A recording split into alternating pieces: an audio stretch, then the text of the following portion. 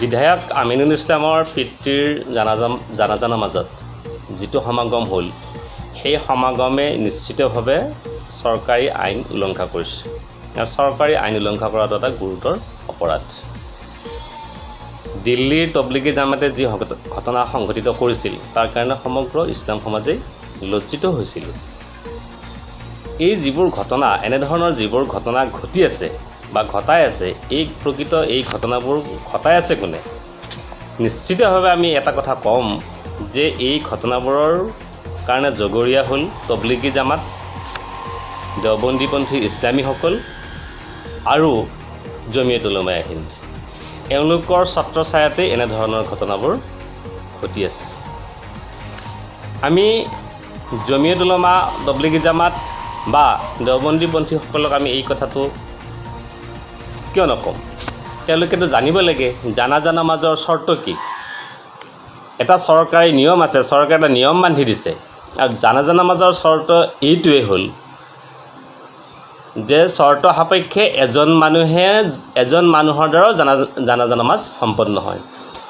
এই কৰোণা মহামাৰীৰ কাৰণে চৰকাৰখনে যিটো সময়ত সমগ্ৰ অসমতে দেশতে লকডাউন কৰি থৈছে, এনেকি শুকুৰবৰীয়া নমাজৰ জুমাৰ নামাজত 20জনতকৈ অধিক মানুহ যাবলৈ মানা কৰিছে। তেনে মুহূৰ্তত এই ধৰণৰ যিটো ঘটনা, এই ঘটনা কিয় কৰিবলগীয়া হ'ল? তেওঁলোকে নাজানে নেকি? গতিকে নিশ্চিতভাৱে তেওঁলোকৰ এনেধৰণৰ ঘটনাৰ কাৰণে বাৰে বাৰে ইছলাম সমাজ লজ্জিত হৈছে। আৰু আমি চুফিবাদীসকলেতো এইবিলাক কাম আমি কৰা নাই। আজি চাওক, যোৱা 28 জুনত হুজুৰ তাজুশ্বৰীয়া ৰহমতুল্লাহ আলাইৰ উৰুছ মুবাৰক হৈ গ'ল, য'ত বেৰেলী শ্বৰীফত মানে খুব কম সংখ্যক মানুহৰ উপস্থিতিত অনলাইন যোগে সমগ্ৰ বিশ্বৰ প্ৰায় 4 কোটি মানুহে এই উৰুছ মুবাৰক অনলাইন যোগে পালন কৰিলে। এইবোৰ তেওঁলোকে দেখা নাই নেকি? গতিকে তেওঁলোকৰ কাৰণে বাৰে বাৰে ইছলাম সমাজ জগৰীয়া হ'ব, তেওঁলোকৰ কাৰণে বাৰে বাৰে ইছলাম সমাজক মানুহে উপলুঙা কৰিব। এই ধৰণৰ ঘটনা কিয় ঘটাই আছে বাৰে বাৰে তেওঁলোকে? গতিকে আমি এক কথাত কৈছোঁ, জমিয়ত উলামা হিন্দ, তবলিগী জামাত আৰু দেওবন্দীপন্থী এইসকলক আমি চুফিবাদীসকলৰ তৰফৰ পৰা বাৰে বাৰে কৈছোঁ আৰু আমি ৰাজা ফাউণ্ডেশ্যন অসমৰ পৰা কৈ আছোঁ যে তেওঁলোকক আমি ধিক্কাৰ দিছোঁ, গৰিহণা দিছোঁ। ভৱিষ্যতৰ দিনত যে চৰকাৰী আইন উলংঘা যাতে নকৰে, এনে মুহূৰ্তত চৰকাৰে যি চৰ্ত বান্ধি দিছে সেই চৰ্ত তেওঁলোকে মানি চলক। আমি তেওঁলোকক চৰিয়তৰ বাহিৰত যাবলৈ দিয়া নাই। কিন্তু যিটো জনসমাগম তেওঁলোকে কৰিলে, সেই জনসমাগমটো আজিৰ তাৰিখত জানো চৰকাৰে বান্ধি দিয়া চৰ্ত অনুযায়ী তেওঁলোকৰ জনসমাগম হোৱা উচিত আছিল? এই ধৰণৰ প্ৰশ্নৰ উত্তৰ জমিয়ত উলামাই দিব নোৱাৰে, তবলিগী জামাতেও দিব নোৱাৰে বা দেওবন্দী আলিমসকলেও দিব নোৱাৰে। গতিকে সেইসকলক নিশ্চিতভাৱে আমি গৰিহণা দিছোঁ।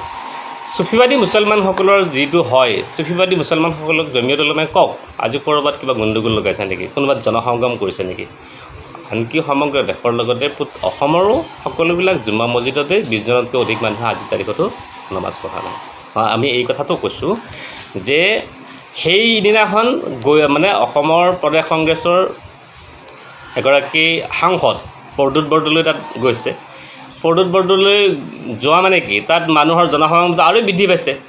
গতিকে প্ৰদ্যুৎ বৰদলৈ সেইদিনাখনে নগ'লেহেঁতেন। তেখেতে যদি মানৱতাৰ ক্ষেত্ৰত তেখেতে যিটো খবৰ ল'বলগীয়া আছিল, তেখেতে পিছদিনা গৈ আমিনুল হকৰ ঘৰত গৈ উপস্থিত হৈ তেওঁলোকৰ পৰিয়ালবৰ্গক সান্তনা দিব পাৰিলেহেঁতেন।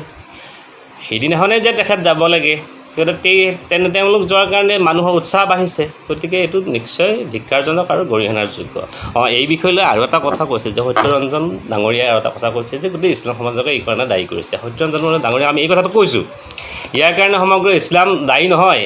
আৰু তেখেতে কৈছে যে ইছলাম কিবা এফালে কোৰাণ একফালে তৰোৱাল, এইবিলাক কথা নহয়। কিছুমান মানুহে ইছলামৰ নিয়ম নীতি উলংঘা কৰিছে, তাৰ কাৰণে সমগ্ৰ ইছলামবাসী কেতিয়াও জগৰীয়া নহয়। আৰু সত্যৰঞ্জন বৰা ডাঙৰীয়াই আৰু এটা কথাও কৈছে যে ভাৰতত হেনো কোনোবা এটা সময়ত বোলে মোগল সাম্ৰাজ্যৰ দিনে বোলে 40 কোটি মানুহ মানে হত্যা কৰা হৈছিল। কি তথ্য আছে? তেতিয়া ভাৰতবৰ্ষত 40 কোটি মানুহে কিজানি নাছিল, এতিয়াহে 130 কোটি মানুহ। গতিকে আজিৰ পৰা 100 বছৰ আগত, আজিৰ পৰা 50 বছৰ আগত কিমান মানুহ, 40 কোটি মানুহ যদি নিহত হৈছিল ভাৰতবৰ্ষত, আজিৰ তাৰিখত 130 কোটি মানুহ কেনেকৈ থাকিল? গতিকে সত্যৰঞ্জন ডাঙৰীয়াৰ কথাৰ কোনো ভিত্তি নাই। এইবিলাক কথাটো আমি অযুক্তিক কথা, তেওঁৰ লগত আমাৰ বিতৰ্ক কৰাৰ ইচ্ছাও নাই। কিন্তু আমি এটা কথা পোনপটীয়াভাৱে কৈছোঁ যে বিধায়ক আমিনুল ইছলামৰ যিটো দেউতাকৰ মৃত্যুৰ যিটো ঘটনাত যিমান মানুহ জমা হ'ল সি গৰিহণাৰ যোগ্য। সি এক প্ৰকাৰ পোনপটীয়াভাৱে আজিৰ দিনটোত চৰকাৰে বান্ধি দিয়া নীতি নিয়ম উলংঘা কৰাৰ কাৰণে তেওঁলোক সম্পূৰ্ণভাৱে দায়ী। তাৰ কাৰণে আমি চৰকাৰক কৈছোঁ, চৰকাৰে জমিয়ত উলামা হিন্দ, তবলিগী জামাত, দেওবন্দীপন্থী এইসকলক কিন্তু কৈফিয়ত তলব কৰিব পাৰে। আৰু চুফিবাদীসকলে কিন্তু কেতিয়াও এনেধৰণৰ আইন উলংঘা কৰা নাই আৰু চুফিবাদীসকল ইয়াৰ কাৰণে কেতিয়াও জগৰীয়া নহয়।